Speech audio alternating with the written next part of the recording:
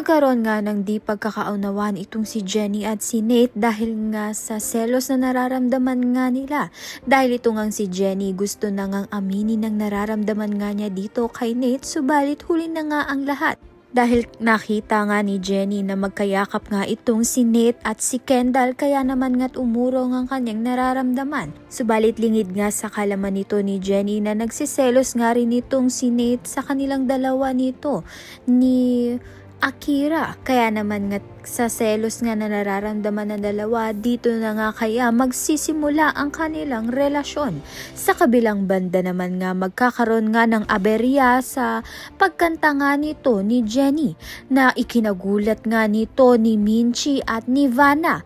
May ginawa na naman nga kayang eksena. Ito ngang si Megan na ikasisira nga ng pangalan na naman nga nito ni Jenny. Subalit anuman ang mangyari, alam na nga ni Jenny ang katotohanan dahil nga sinabi na nga ni Yuna at ni Nancy sa kanya na nakita nga ng dalawa ang song piece nga nito ni Jenny sa kwarto nga nito ni Megan. Kaya naman nga't sa huli si Megan nga ang mapapahiya. Kaya naman nga't yan at iba pa ang dapat nating pakaabangan. Maraming salamat sa iyong panonood.